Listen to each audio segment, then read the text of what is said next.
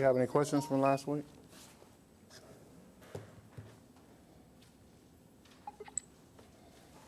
Okay, let's go ahead. What's it says down here, the granthi knot. What's that? The granthi knot is a configuration of two chakras coming together to form the granthi knot. All right, and what that does, that help you tie you into the basic rims of creation, okay, or physical manifestation, physical and astral manifestation.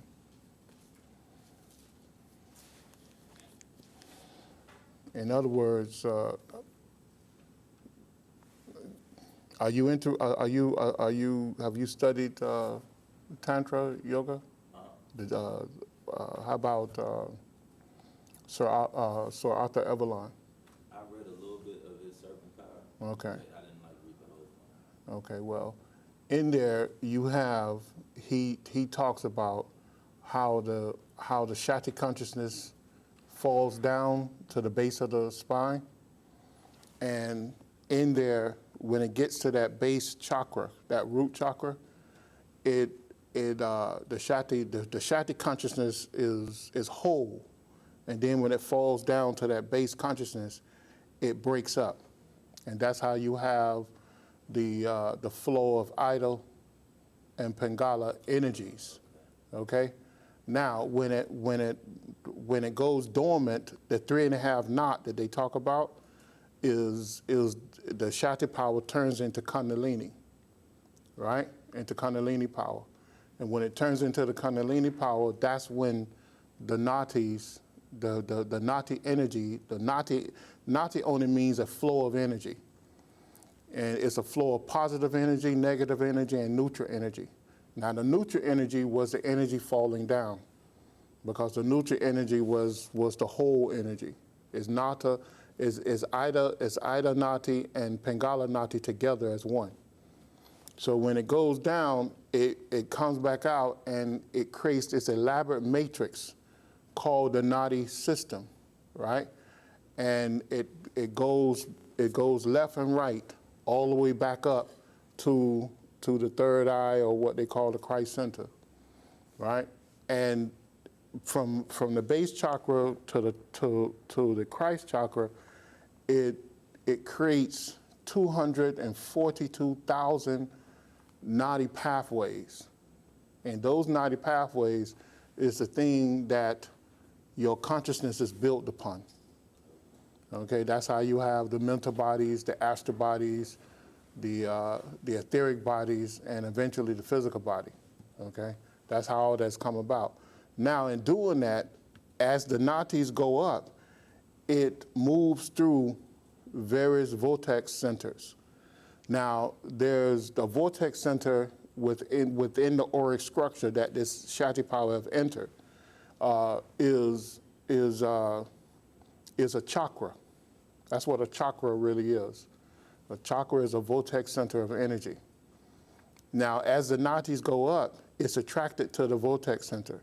There's 108 vortex centers within that auric body or matrix of natis, right?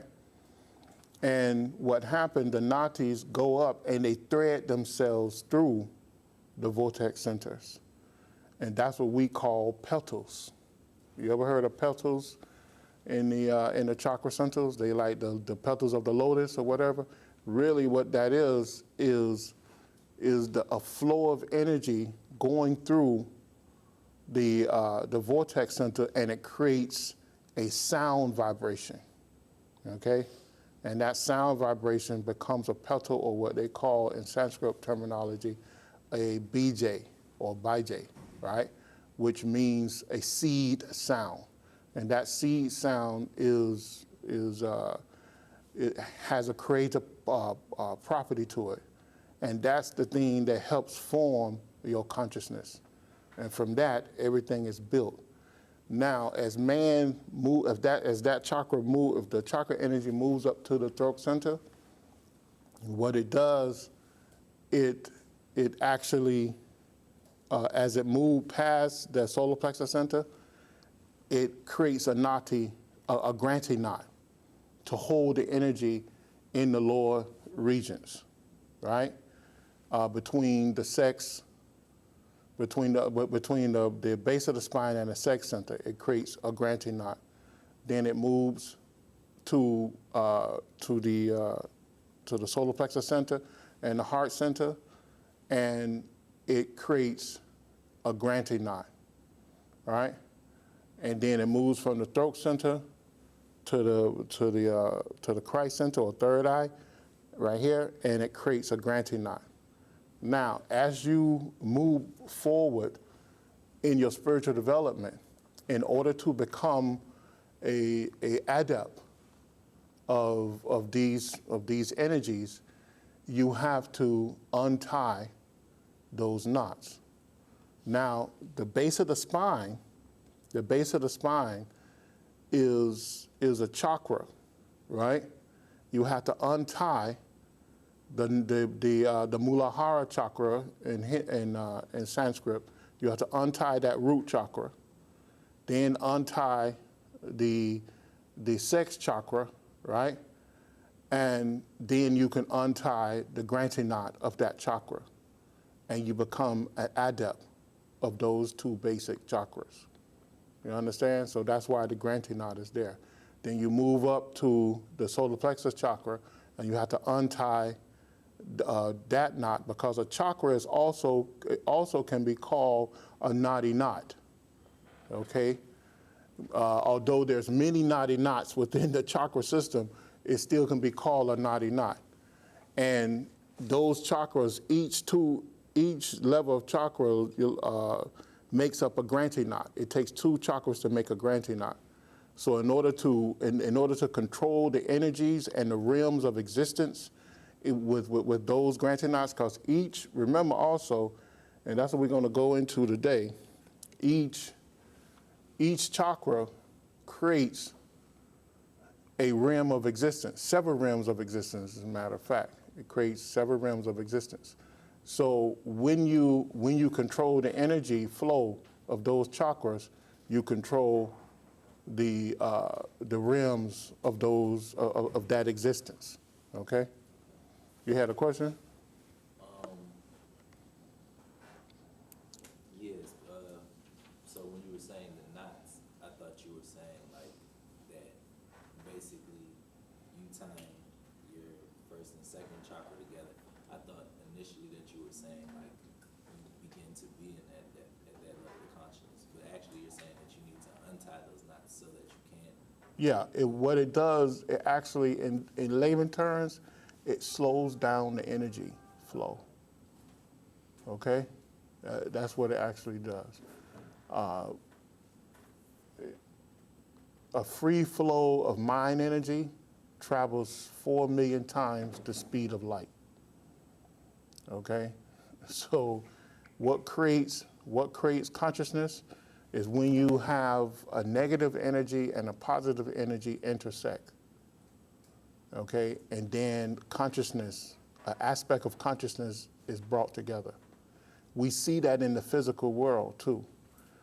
A man, a woman come together and they mate and they create a child. That child is consciousness. Also within the body, also within your body, you have a flow of idle energy, idle nati, which is a flow of energy. That's a negative energy, a mental energy, crossed with Pingala nati, which is a vital energy. When it cross section, it brings about a level of consciousness. Now you have many, many levels of consciousness within the body. You have at least 108 chakras, and that's 108 levels of consciousness within the body.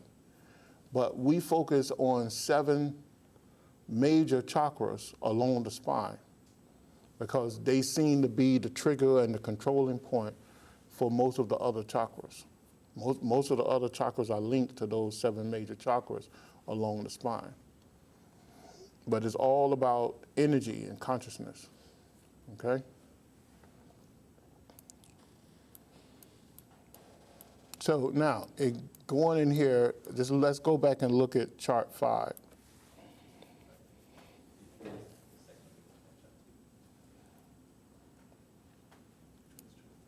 This one right here.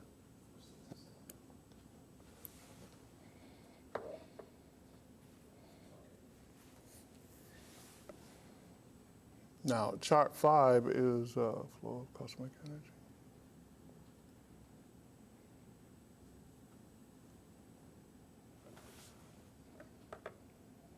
Let me see something for a minute. Well, chart 5 gives you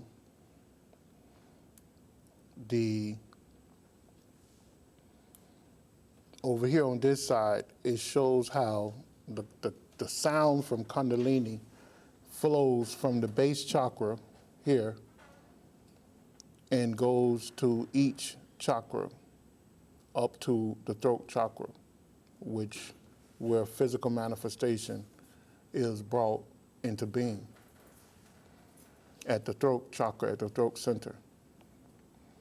Now, basic consciousness form at the base of the spine, but the expression of that basic consciousness comes at the throat chakra, hence our voice. You cannot experience things without that thing coming through an amplifier or such as the throat center, which is a purification center as well. So let's, you can see that there clearly. Also, you can see here how the petals that I just talked about in each chakra, the number of petals in each chakra. And you can, and the petals, remember what I said the petals are? The petals are seed sounds within the chakra. And those seed sounds can be aspects of consciousness as well. In the deeper metaphysics, we say they are the original samskaras. Each chakra represent an original samskara, okay? And the samskara is what for the older students? What? Information left behind. Original samskara, information left behind by the soul. Information left behind by the soul, yes. So that's, and it's megabytes of information left behind by the soul. So that's why mantra, the petals represents the original language, which is mantra. And that's why mantra is so powerful. Because when you intone a sacred mantra properly, you can activate the chakras to a point where it spins your aura and purifies your aura and burn up any type of negative energy or negative residue within the aura. It can't, and eventually it can burn up all of it. But as time goes on, it takes time for you to do it. But as time goes on, it has an immediate effect on the aura. So that's why that's so important. Then you have the granthi knots, which I point out here, those 3 granthi knots. And also, each chakra represents a realm of existence. Okay? Each chakra represents a realm of existence. And each chakra represents a number of Tavic rays. All right? The speaker went out. It's about to catch it.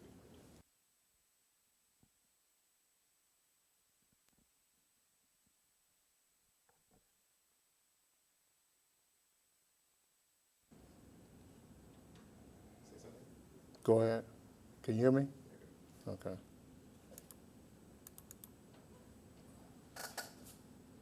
Each chakra. Huh? I said you started to say each chakra represents. Each chakra represents a flow, represents a number of Tavic rays that enter it, that enters it. Let me see if I can find this chart.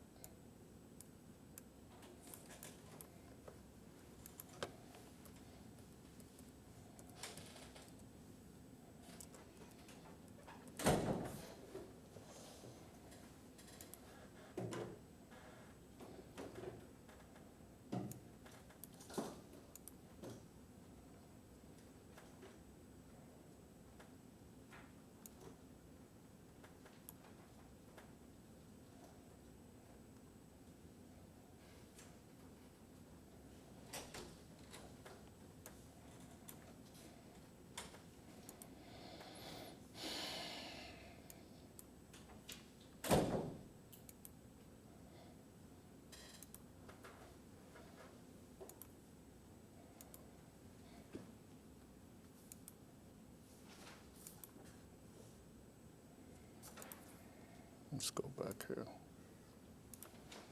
See if you can find this for me. What's the name of it?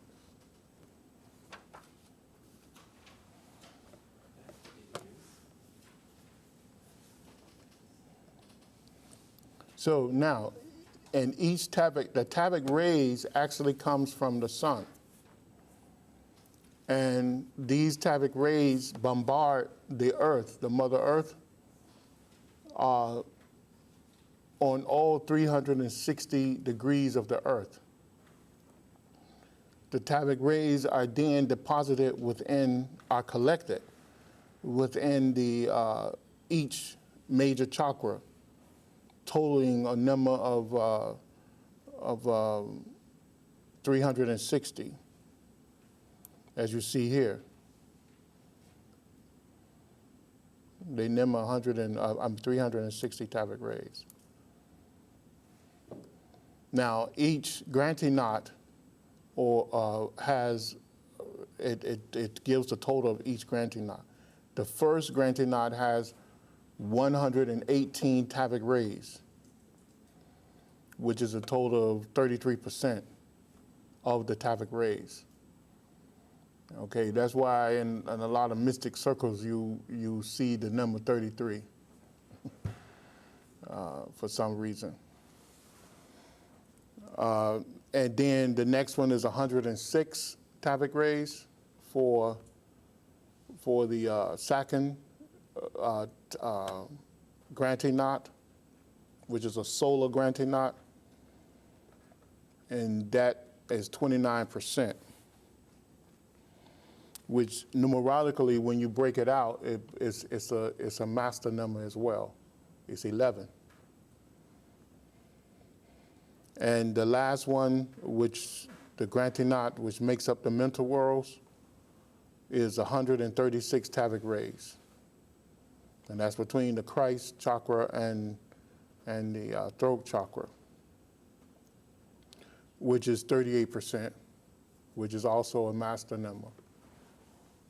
So these are the granthi knots as we move up the ladder that we have to untie. And then we control those worlds. Now, 118 in the ancient Sanskrit or Vedic teachings, it states that in order to master the base of the spine and sex center, you have to conquer 118 worlds, meaning that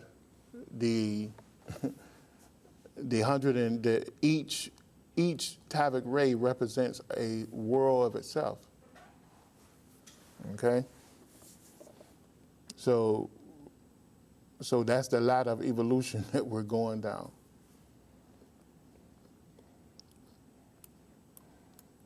You found that, you found it yet? The flow of the cosmic, What it's called? flow of cosmic energies and cosmic rays. Mm-hmm. That image? I have an image of it. I don't have What's the file name? What's the name of the file? I have a picture that I downloaded from it. I don't have Oh, you don't have the file name? Okay. It was a better presentation of it on this chart that we had.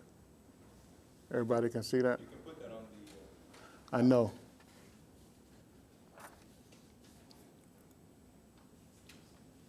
I don't.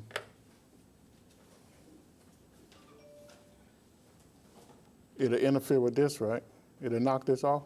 we'll just switch it over temporarily.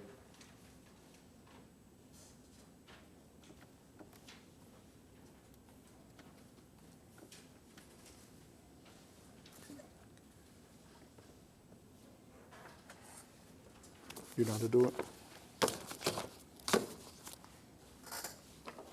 Starting up. I think I turned it off. No, it's on. It's just starting. I know I had turned it off, then I had to turn it back on. There it is.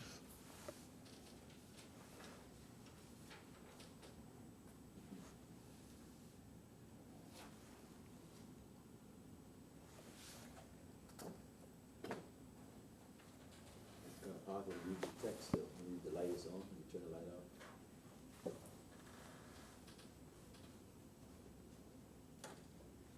Can you see it? That's it.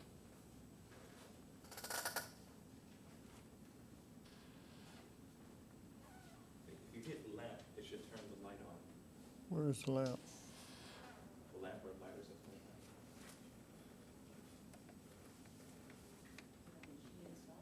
Yeah, on the control panel.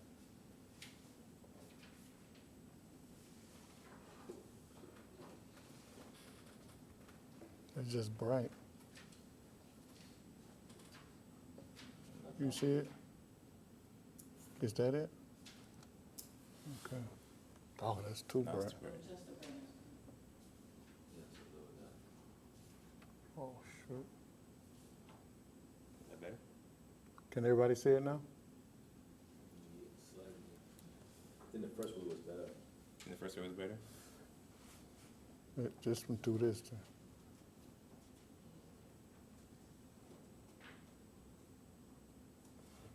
Can you see it?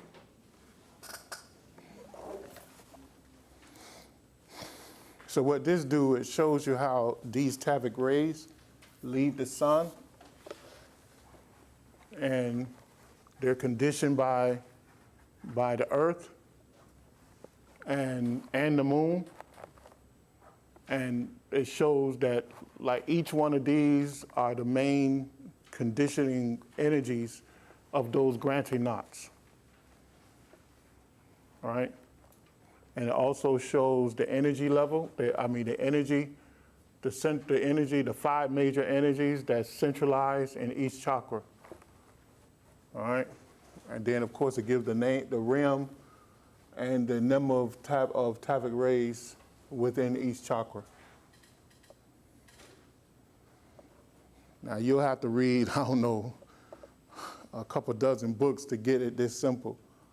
But if you go back to the Serpent Power, they have it in several different books. But that's what they're talking about. Now, in modern science, I think the Tavic rays are seen as solar plasma. The scientists came to that conclusion many years ago. And when they describe the solar plasma that blankets the whole solar system, the nature they give the solar plasma is the same nature the same ingredients that the ancient mystics or Hindus or yogis gave the Tavic rays. And the Tavic rays is that thing that helped make up our total environment. I think this is online too. Yeah, I got it from Facebook. Yeah. Loretta has a question.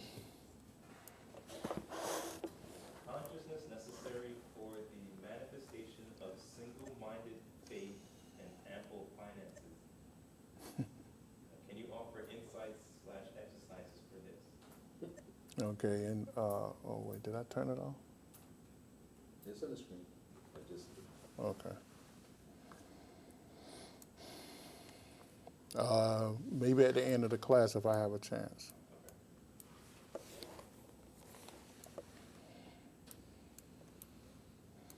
So now, the basis of all of this is, did I go over this? I go over the Mahabhutas and the energy? Did I go, I went over that last week or? yeah, I think you talked about it last week. Okay. The basis of all of this is the sound, the sonic sound, which is actually levels of consciousness. Okay? You have essentially 4 levels of sound that's emitted from the Kundalini, right? And the Kundalini is the vehicle of consciousness that the soul uses in order to express itself life after life after life after life. The soul forms the Kundalini and then uses that Kundalini to collect experiences from one life to the next life to the next life to the next life to the life, you have a physical life on a physical plane, then you die and you have a physical astral life on the astral planes, which the biblical people call heaven or hell, and then you die from there and you're reborn here in the body of a baby and you have another physical life on the physical plane. And you die on the physical plane, then you go back to the astral plane or the etheric plane, which the etheric plane are the more higher realms, the astral planes are the lower realms. You have higher astral planes too, but the highly advanced planes are more etheric than astral. So, the higher planes are more etheric than what they are astral. All right. Now you have this cycle keeps going on and on and on until you are able to control the flow of Kundalini up and down your spine. That's it. That's it. That's the only reason why we're here. Because the flow of Kundalini gives you the ability to think, to move, to interact with other life forms, to do everything you do today. You cannot blink your eye without the power of Kundalini. You can't think a thought without the power of Kundalini. You can't wiggle your finger, your toes, nothing without the power of Kundalini. So all the yogas, and yoga means union with God, making union with God, all the yogas are designed to give you control over the power of Kundalini. That's what it's designed to do. And in the ancient or the basic teachings, it gives you this about how the sound is emitted from the base of the spine, and it goes up to the sex center and the solar plexus center and forms a particular sound. Then it goes to the heart center and forms a particular sound. And then it goes to the throat center and form the final sound, which gives you expression. In the heart center, it forms the subtle bodies. In the lower centers, it bring about first movement of energies. In other words, the amalgamation of certain energies. And then once those energies are amalgamated and form in conjunction with each other, then they move to the heart center and the subtle bodies are formed. And then from there, it moves to the throat center to allow consciousness to be expressed through those subtle bodies. Okay, so that is the basis of all yoga. Of all yoga, believe it or not. So if any yoga, of any so-called yoga book does not address this, it's missing something. Okay? Same question. So as Kundalini is pushed down Sushumna, it becomes more and more dense, more and more gross. Not Kundalini, Shakti at that point. Yeah. But the four aspects of sound work in reverse order. The Right. higher you go. Is that to create like a balance in between the Shakti and the aspect of sound?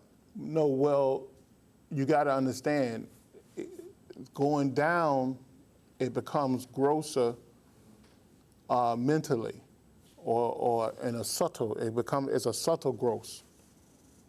And going up, it becomes a more physical or gross. It's becoming grosser each way. You understand? Up or down?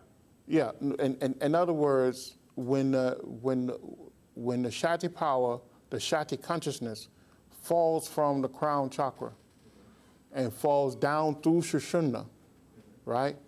As it goes down, that Shakti consciousness becomes grosser in its subtle state. All right? And then when it falls down to the base chakra, remember, 90-some% of its power is locked up. And that allows it to begin to express a grosser aspect of itself. Remember? Because 90% of it is locked up, and it tells us that it is locked up in what? In a Shiva state. So now it goes into this creative mode in order to push this Shakti power to a whole different, I don't want to use a word, a whole different set of dimensional type laws to allow it to operate in a series of growth states. You understand? And this is the secret that Dr. King expresses over and over and over. And I don't think too many people get it. But it's really a profound statement, because he say what? He tells us that the astral planes are physical. And they're more physical than the gross physical plane, because of the what? The structure, the way the atoms are structured, in a sense. So here you have the grossness of the subtle cosmic elements as it falls, and then you have the grossness of the physical elements. That's why it starts from the base chakra. The base chakra represents what? The Maha what? Huh? No. The Maha Bhutas, right?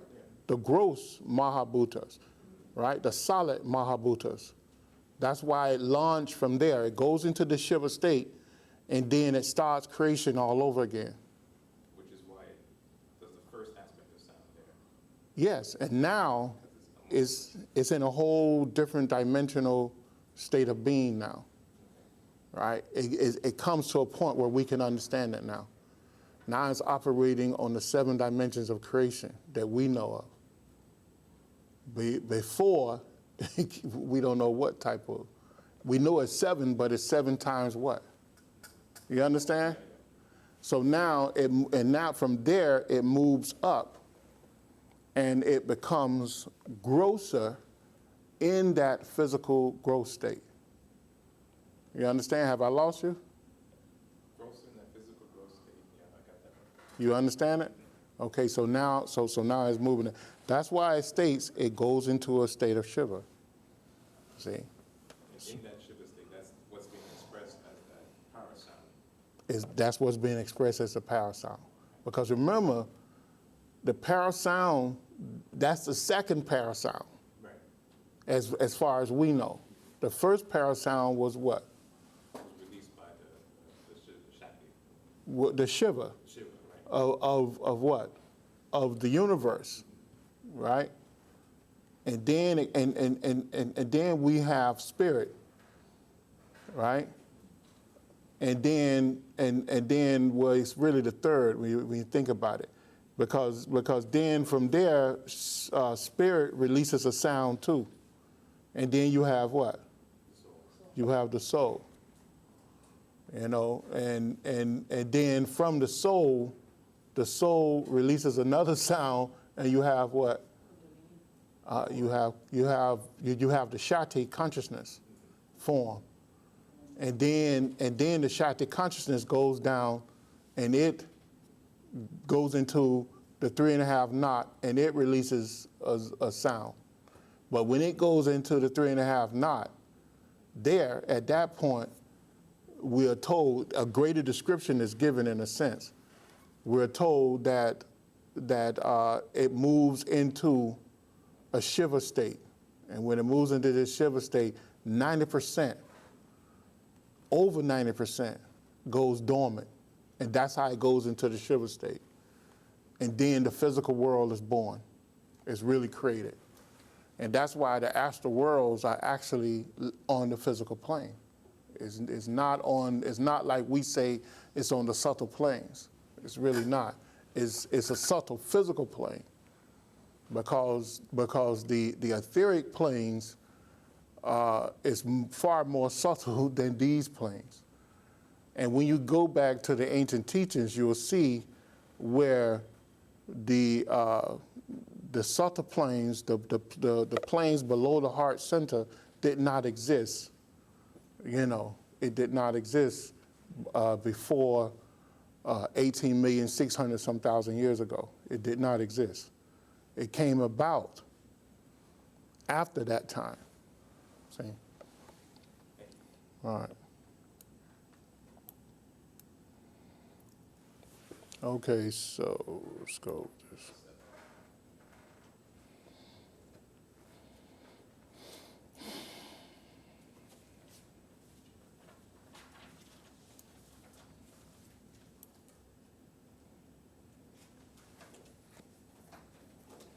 Okay, now, so here,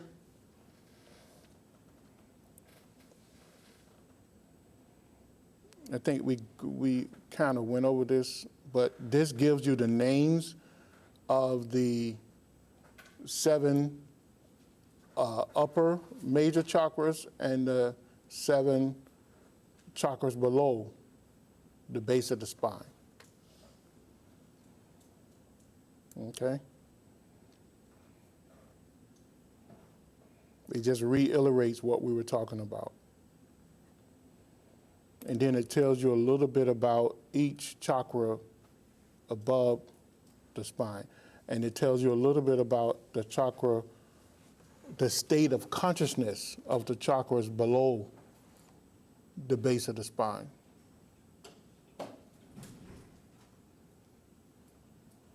All right, so the chakras below the base of the spine is the lower hells that they talk about.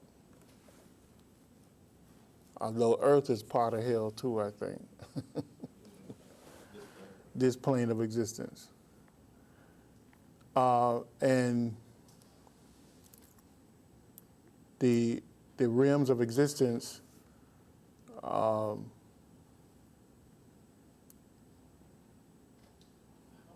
then, if the sex center is the seat of our consciousness, how then can a disincarnate be pushed? How can that consciousness be pushed down below that into the lower realms? because of the state of mind that they harbor. That doesn't reframe them from it because they pass up from these realms to the sex center.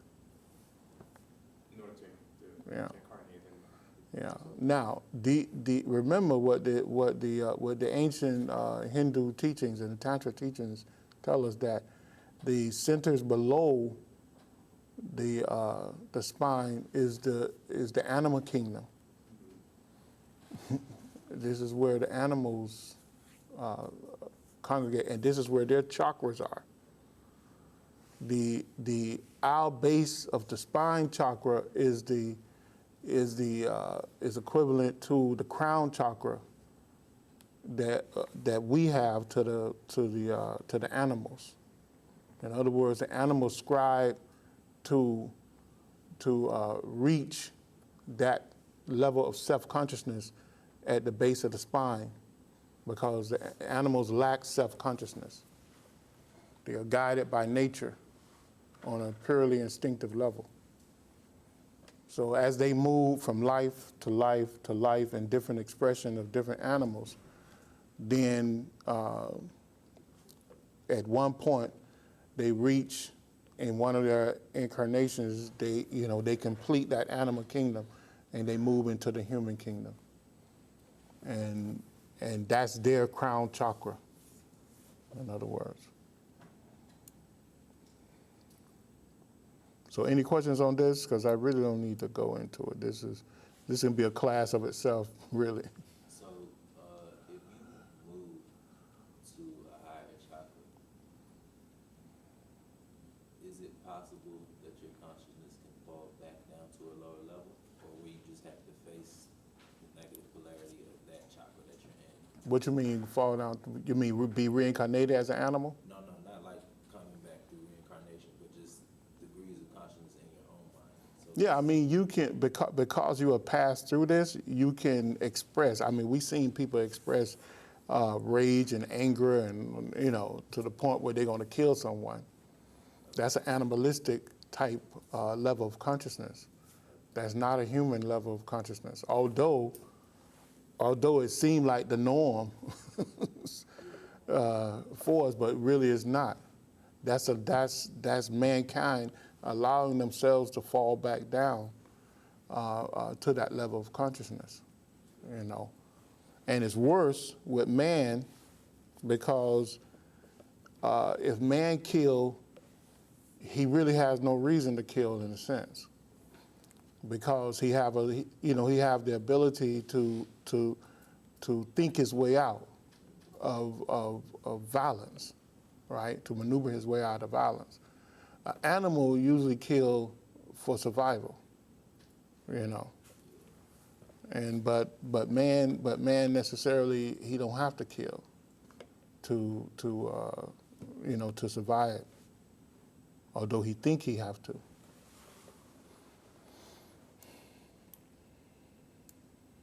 But once you reach the human level, you don't go back through an animal level as far as reincarnation. You always go forward. Your consciousness, you may stagnate a little bit, where your consciousness may have to be split up in order to move forward, but you still stay at a human level. Okay, is there any other questions on that? All right, so now the next one is the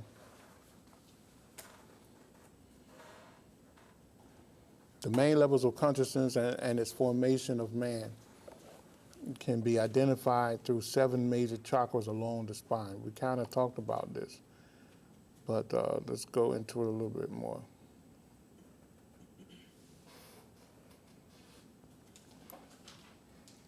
This is slide 8. Here you see a simple outline of the human body, and shows some of the major chakras and major nadis, right? And it shows you the different levels of the chakras. And there again, I still show you the 4 sounds here because this is your consciousness. And as a mystic, when you hear the word sound, also think of consciousness. Because all sound represents a level of consciousness.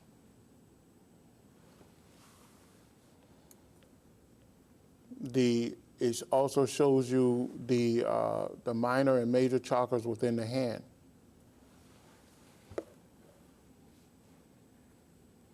In the center of the hand is a major chakra. And also each finger represents a flow of energy. It uses these fingers as trigger points for controlling the energy within the body.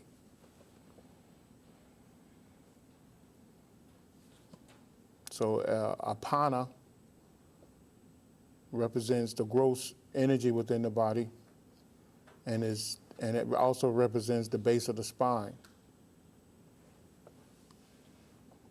Vijnana represents the sex center and water, and this is a subtle energy that travels throughout the entire body. And that's the pointing finger.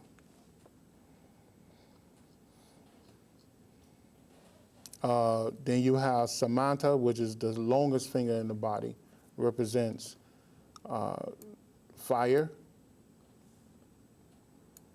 In Sanskrit terminology, or the Tavic pranic states is Tejas, which is etheric fire. It's also the conjunction point for all energies.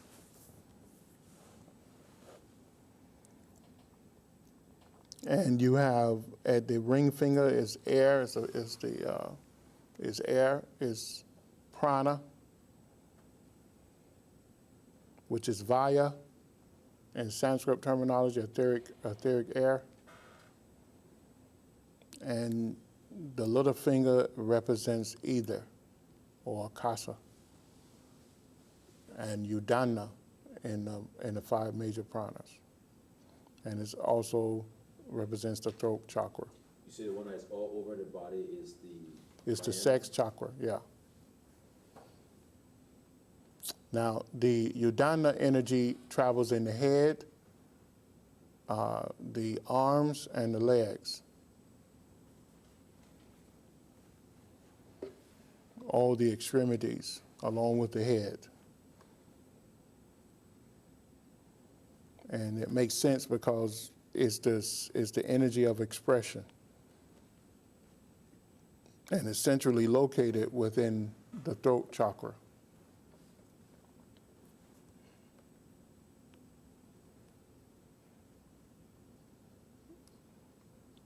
Any questions on this? In the previous chart, the only chakra that's not named is the one in the hands. That name's not given out? No, it's not. It's not really. I haven't really seen it. No. You got the name of it on one of these slides. No, not for the hand. No.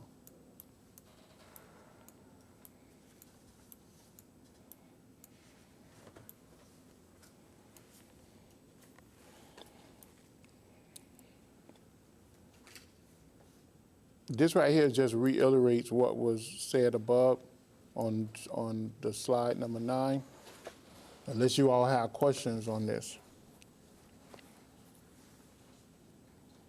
Only thing it does here, it gives the etheric flow of power from the planets.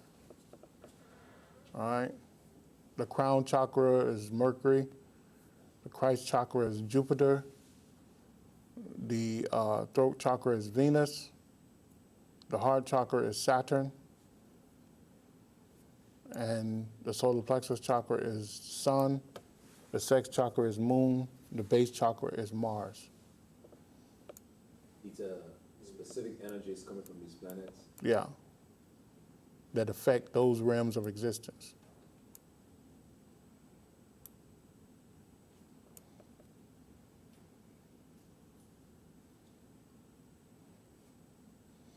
To me, it kind of makes sense because, especially with the base chakra, Mars being the planet of remote control. So it kind of makes sense, you know what I mean? I don't get it. Huh? Mars. Mars is the planet of remote control. You don't get it? Because the chakra, the base chakra, the root chakra is a trigger point. And from there, it starts self-consciousness. It remotes controls, you know. And then Jupiter is the, is what? The planet of what? No, I'm saying, it's the planet of what? Gas planet. No, I'm saying from the mystic point of view. Nobody remember? No, what is it? Music or sound? Or, Sound, yeah. Yeah. It's supposed to be like the savior too in mythology. Yeah, it is a saber in mythology. And the Christ center represents what? It represents control, right? It's command center. It's the command center.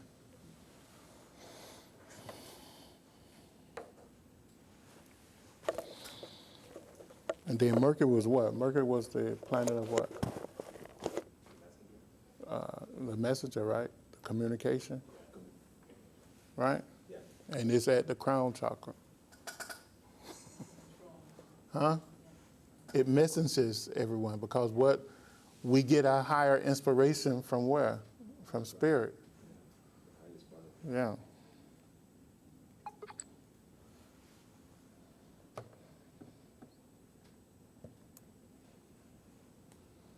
So in other words, this is saying that the top degrees that are modified by these bodies, this is what their correspondence to our, to us? Well, mostly to the realms of existence, and then we collect it from there. In other words, each realm, if you go back to who talks about it the most? If you go back to Alice Bailey teachings or the Madame Blavatsky's teachings from the Secret Doctrines and Isis Unveiled, and then from the esoteric psychology of Alice Bailey. And Anna Besant, I think, is the atoms of consciousness, I think. If you go back to those books, you'll see where they kind of, they say that is cosmic beings. They don't use the terminology I'm using, but so that you can make it, so you can understand it. Is cosmic beings from it's intelligence from these planets that helped form and maintain and hold up through Senate Kamar those planes of existence. In other words, comic laws, basically. yeah, they're like comic laws. Because remember when Senate Kamar came, he came with 49 lieutenants or cosmic beings. To help bring about the metamorphosis needed for this earth to allow mankind to enter. Okay, and of course he was a great cosmic being.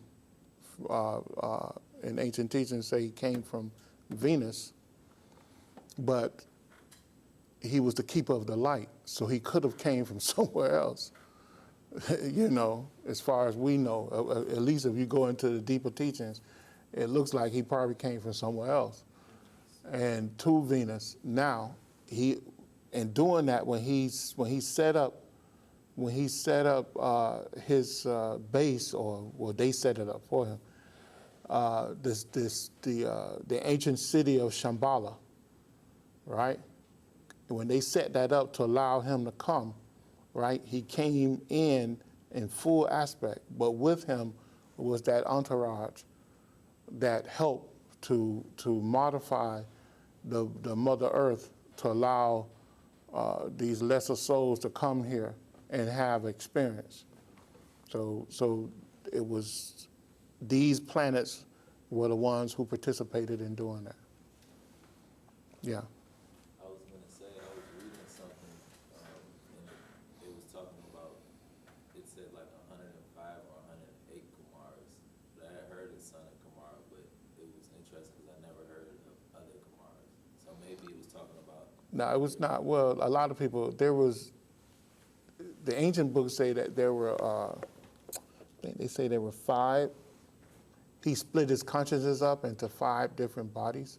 Some say 6 different bodies. So, in other words, he lived on several different realms. He placed a part of his consciousness on several different realms in order to bring about a balance. See, when you have a great cosmic being like Sen and Kamar come to Earth, what it does for us, it holds up it holds up karma for the people around that being. Certain things cannot happen. Certain things can't happen. So it slows down the negative karma that should fall on us to allow us to evolve. In other words, most of the books, including the Bible, said that we live by the grace of God. So these beings are closer to God or to the absolute than what we are. So what they do, they take a strategic position to allow karma not to fall on us as quick as it should, right? Because in their presence, they have evolved so far that certain things just can't happen around them, because they don't need to see that. They don't need to see or feel that anguish. So that allow us to move on and become greater. It gives us a chance to burn up our negative karma.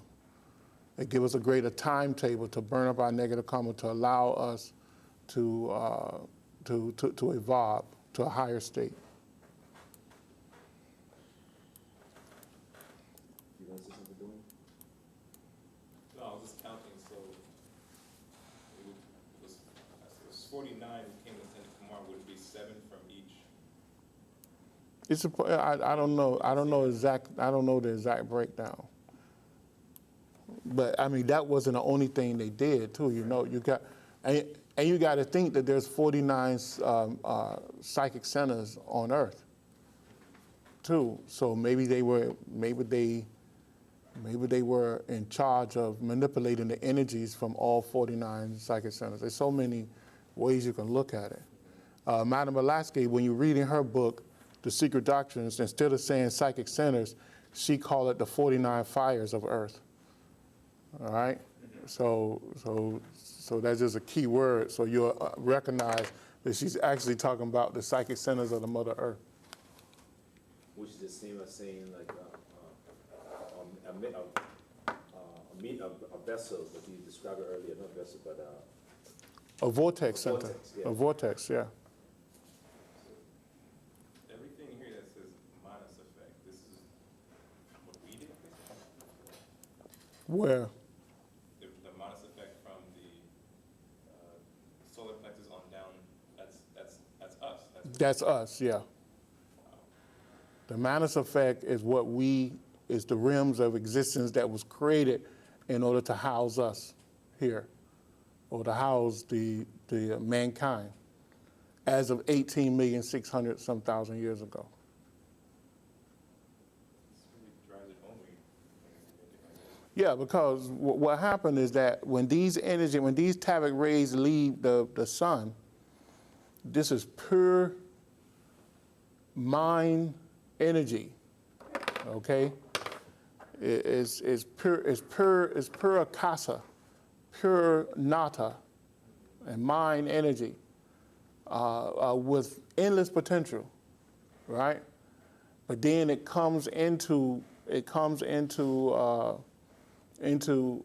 contact with the negative mind energy that we're releasing from our bodies, and is modified.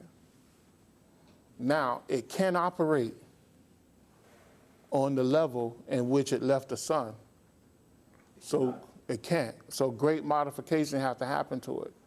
So it have to go through multiple modifications in order to reach us on these lower realms, especially in the lower hells. And the lower hells It's really bad, you know. Yeah. So these Tavic rays, they are modified by the planets? They are modified not only by the planets, but by us too, by the earth itself. You know, and in other words, you heard of chitta, right? Yeah. Chitta is mind, right? But it's universal mind substance. And then when man come into contact with that chitta, it becomes manas. Okay, you heard of manas, right? Manas is mind, is universal mind substance affected by man. So now the composition of that is changed, is modified to a negative substance. And that's the effect, because the Adamic man that was here before man came, his base of the spine was at the heart chakra. There was nothing below the heart chakra. But when the so-called Meldic man came here, right? According to ancient teachings, Meldic, yeah, Oh, like Moloch, okay. the planet Meldic. No, I call it Moloch. Yeah, it was actually destroyed. It was a planet that most of mankind here on Earth today existed on, and and through atomic experimentation or whatever, they destroyed that planet, and that's how you had the asteroid belt, and it was between Mars and Jupiter.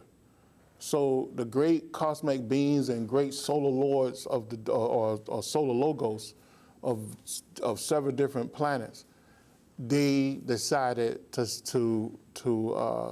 they asked for permission to allow that race, the Meldic race, to be born here on this planet, since this planet was rich with vegetation. It was a female planet, had plenty of water, and it was it was the only planet at the time that they can use. But modifications had to happen to this planet. And when you go back to the ancient teachings, they said that the base consciousness was at the heart chakra at that time. And one of the responsibilities, or one of the things that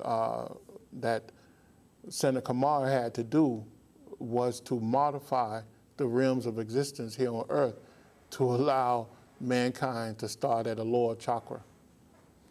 And that's when the solar plexus, the sex center, and the base of the spine came about, and later even the rims below that had to come about in order to allow all species to come here on Earth. So that's the Manas effect.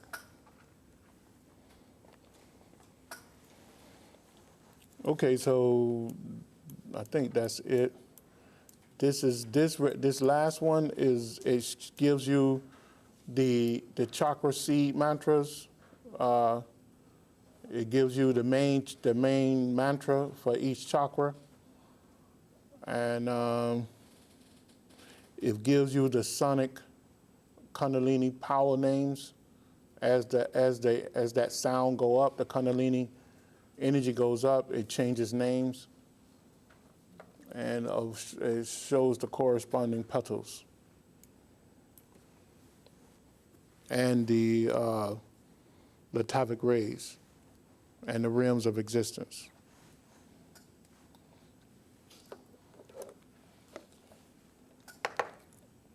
So if you all have it, if you don't have no questions, we can close out. All right then.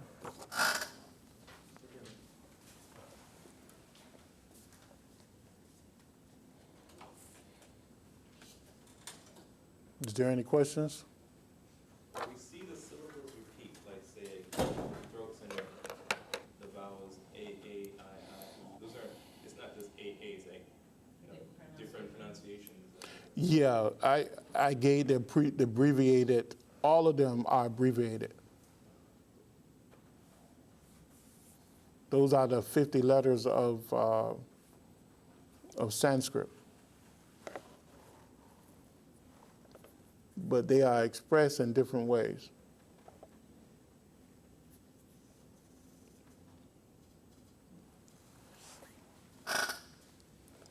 And we express them as letters to make it simple for us to understand, but they're really just different types of vibrations or. Yeah. There's sound. Yeah. There's sound. One day I'll do a class on that, on the Garden of Letters, which is a whole book talking about those letters, you know. But it's really interesting, but it becomes very complex too. But it's simple once you look at it. It's really simple. There's no other questions? I have to make an announcement. Okay. Huh? I have to make an announcement.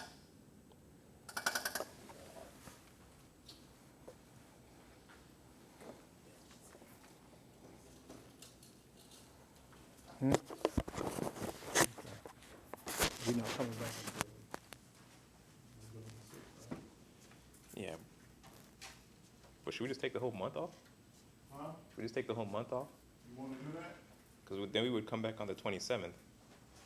Yeah. All right, well, hello everyone. My name is Dwayne McLean. I am the person who usually sits behind the camera and mans the chat and everything and communicates with you guys back and forth online. Just want to let everybody know that we will be taking another break for the month of November. Most of the members of our group will be attending a special seminar that we have that'll meet on the weekends. So we will probably coming back around November the 27th, that's Sunday. So for the entire month of November, we will be not broadcasting classes, but you can still go to our YouTube channel and check out all the previous classes that are there, as well as go to our mysticknowledge.org website and follow along with a lot of books and other materials that we make available to everyone. So that's one announcement. The second announcement is a question that comes up a lot on the YouTube channel. People are asking for classes and series that are missing.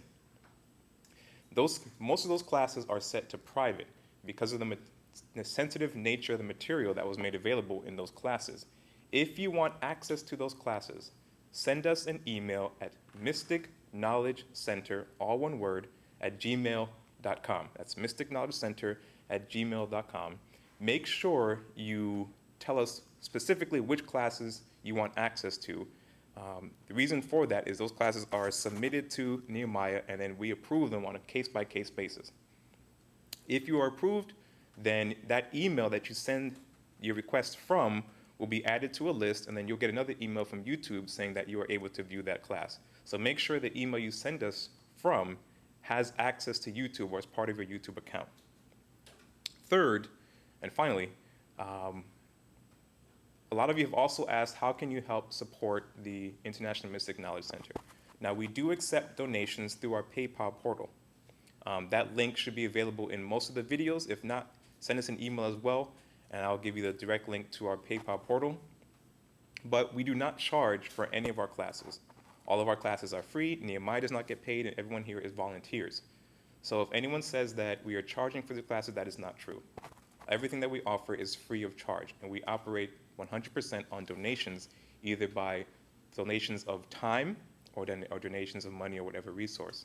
Now, for those of you that cannot donate financially, we do ask that you volunteer in other ways. We have a couple of projects coming up this year, at the end of this year and starting into next year. As you can see, our mystickknowledge.org website, we want to update our website. We want to have more professional production with our video equipment and our live streams. So far, everything has been done, with the exception of Nehemiah's teaching, on a completely amateur basis. So we would like to improve our offerings to our audience and to all of you and make sure that we're able to reach as many people as possible.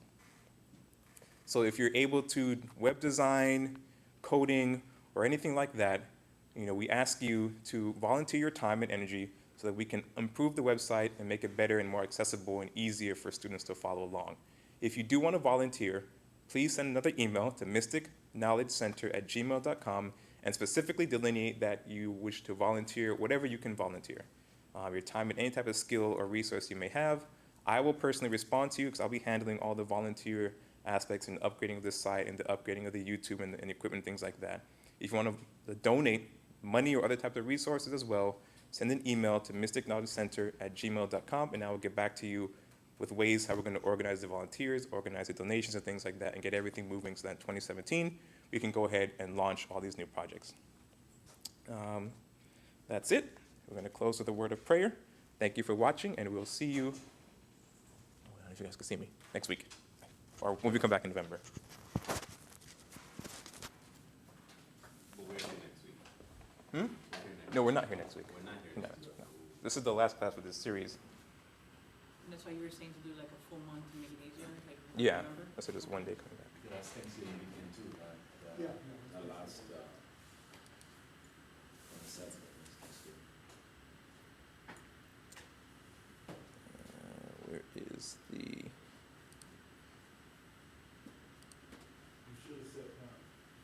I know, I didn't realize that until I saw the camera. They were just looking at my chest the whole time. See, that's why. You should have told me. I told you. That's why I sit behind the camera. I don't really know what goes Oh, on. did they see your face? No, I think they were just looking at my chest the whole time. Oh, okay. I'll make another video.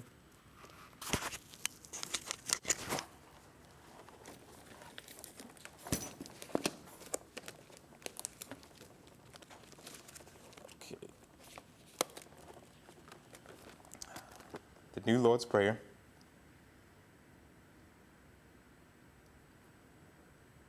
O divine and wondrous Spirit, O everlasting Lord of hosts, send forth now through me thy great and lasting power.